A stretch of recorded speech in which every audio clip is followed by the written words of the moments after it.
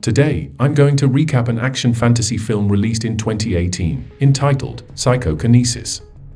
This movie tells about a man who suddenly gets a superpower that makes him able to control objects with his mind. One day, a tragedy happens to his daughter.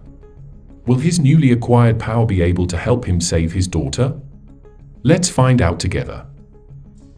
The story begins with a girl named Rumi and her mother selling fried chicken in their small restaurant located in a shopping complex.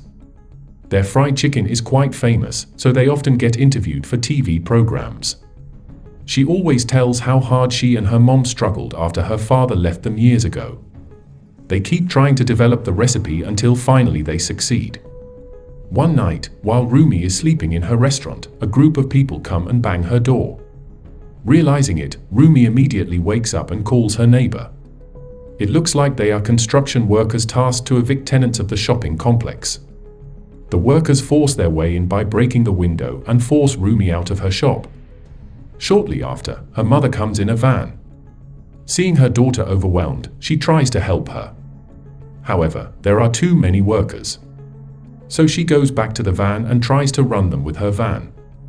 However, it doesn't work. She hits a pole and is forced out by those workers. They pull her out roughly until she accidentally gets thrown with her head hitting the pavement first. Knowing her mother is unconscious, Rumi frantically rushes to check her.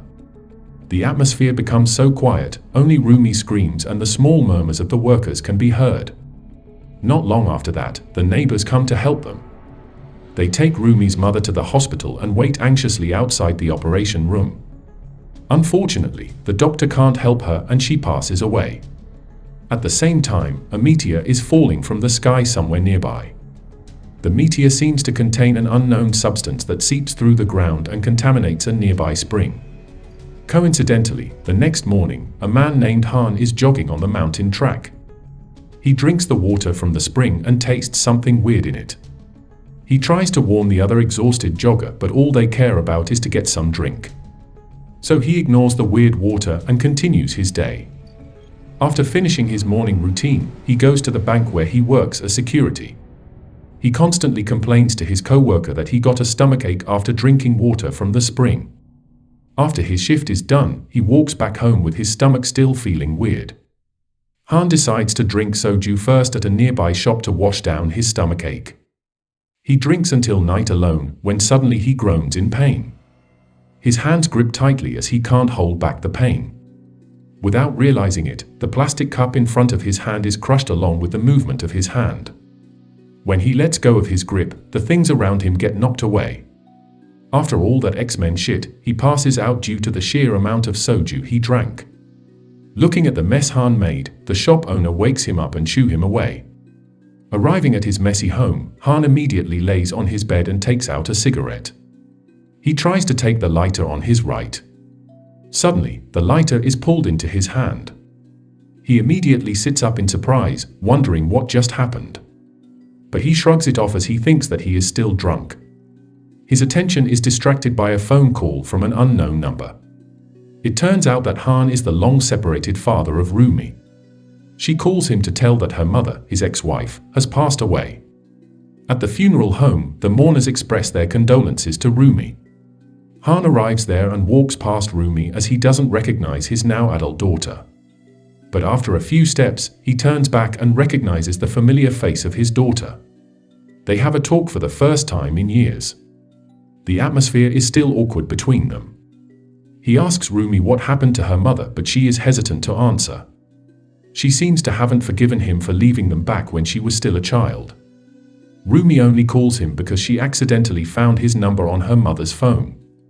Suddenly a noise is heard from the entrance of the funeral home. It turns out that the thugs come with their boss called CEO Mean. He is the source of Rumi and her shopping complex neighbor's problem. He comes to give her settlement money for her mother's incident. But of course, Rumi refuses and casts them away. She will only settle this matter in court. Things get heated for a while, but not long after, a man named Kim comes to calm the situation down. After the thugs leave, Kim greets Han and asks if he is Rumi's father. He introduces himself as Rumi's lawyer and gives him a business card. Afterwards, Kim brings Han to visit the shopping complex and explains the situation to him. Kim says that this area will be redeveloped into a large-scale duty-free shopping center for Chinese tourists. Taesan Construction, led by CEO Min, won the project. Therefore, they plan to evict the area. The tenant in the area demand compensation. However, Taesan Construction doesn't want to give such compensation. Because of that, CEO Min's men force them all out. Then, Kim shows him Rumi's shop where she was selling fried chicken with her mother, who worked hard to develop their shop into the best fried chicken in town. Suddenly, Han interrupts the conversation and immediately asks Kim's intention. Whether he does this because he believes that they can win the case, or just because he likes Rumi. Which Kim immediately denies. He tells Kim to walk away if he is not sure, because this case will only bring hardship to his daughter. As Han walks away, Kim assures him that they will definitely win the case. Ignoring his words, Han continues walking away. Han intends to take a smoke break, but he stops for a moment, remembering Rumi's gaze on him. In frustration, he throws the cigarette that he holds, and the things around him suddenly get thrown away too. He remembers the same incident when he was about to pick up the lighter. He immediately goes home and tries to do it again, and it works. Even the other things in his room are lifted and floated. After that, he visits his workplace to ask his friend. He asks if a magician can make a lot of money. It looks like he tries to find a way to commercialize his newly found power. But seriously, a magician? Dude, you can be so much more. The next day, Han comes to Rumi's mother's funeral. Then, they return to the shopping complex and plan a revolt.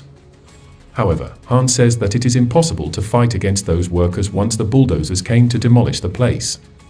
He also asks Rumi to drop the resistance and come with him and continue her studies. This negativity sparks a fight between Han and several people there, including Rumi. Rumi then asks him to leave, and so he leaves.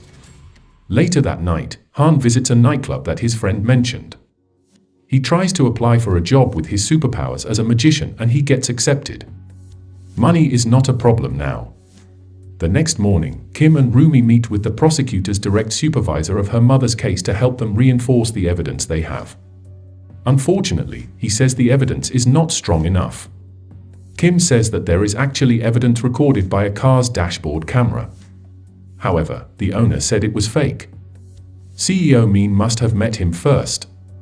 At the end of the meeting, Kim plans to visit the owner of the car to persuade him, and Rumi returns to the shopping complex. At the shopping complex, Han is already waiting for Rumi. After she comes, Han asks Rumi to have a private talk. There, Han shows his superpower to Rumi. He says that he got a job because of this ability and asks Rumi to start a new life with him. However, it seems that Rumi isn't interested in that. It looks like she still doesn't realize his true power yet.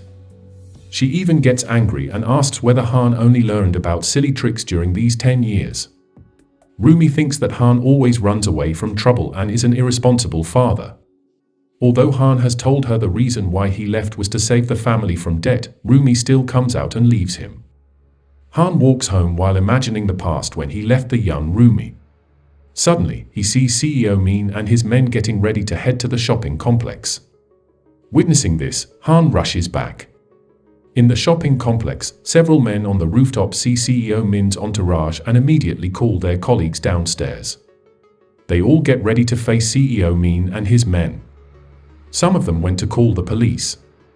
When CEO Min and his men arrive, they immediately get into a fight. CEO Min and one of his men just see and record the incident. In the midst of a fight, Han comes to help. With his power, he defeats dozens of people in one punch. Everyone there is shocked by Han's power. Even CEO Min's men lost their will to fight back anymore. The fight stops after one of the neighbors manages to bring policemen there. After that, they all go to the police station to report the incident, and both parties claim to be victims. Rumi tries to convince the police that CEO Min and his men attacked them. CEO Min denies it and blames Han for hurting his men with weird power. He then shows the recording as evidence. But at a glance, it just looks like Han flailing his hand into his men. This makes CEO Min, who explains it passionately, look like a lunatic. The police tell them to go home and settle this as both parties' fault, as the evidence looks silly. When leaving the police station, they laugh in relief because they managed to get a small victory on CEO Min and his men. They also thank Han for helping as they seem to start welcoming him to the community. They return to the shopping complex and close the road with various objects that Han moves with his power. This makes CEO Min's men frightened and runs back to their base. On the other hand, CEO Min gets a call from his superior to have a meeting. He wonders what it's about. The following day, CEO Min meets with Director Hong to talk about the project. Director Hong at first shows a friendly manner.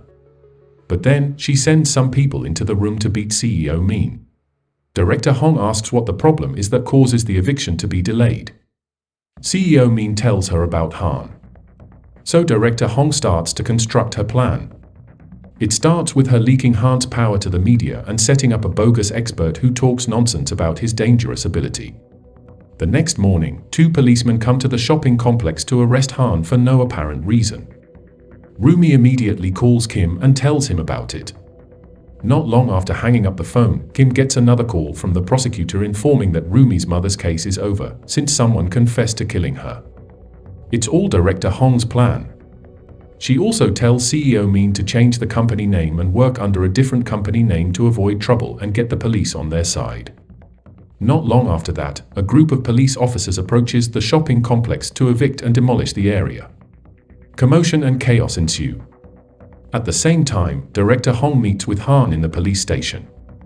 She thinks that his power is interesting and gives him a choice to serve under her. Otherwise, she will make him the enemy of society. Then, on the way to his cell, Han sees the incident on TV. Knowing his daughter is in danger, he immediately uses his powers to escape. He meets Director Hong at the parking lot to give his answer, then heads to the shopping complex. Kim is also there to help Rumi and the others escape from being caught. There, Han immediately beats the police who try to chase them. In the midst of the commotion, Rumi falls from the top of the building. Han quickly dives down to save his daughter and succeeds. He then hands Rumi to her neighbors on top of the building and tells them to look after her. Rumi is so sad and emotional knowing that her father will leave her again. Han then gets down and turns himself into the police. 4 years later, he gets out of prison and is picked up by Kim. In the car, he tells him that he is going to marry Rumi, which Han already guessed from the start anyway. They visit the shopping complex area that now has become a flat, empty area. It turns out the redevelopment project was a failure due to various things, so the eviction turns out to be for nothing. The story ends with Han reuniting again with her daughter at her new fried chicken restaurant. Things seem going to be okay as he works there serving drinks with his power. The end. Parents will be parents, no matter what happens. Do you think Han has utilized his power as best as he can? Let us know what you think in the comment below. Thank you for watching, and as always, see you next time.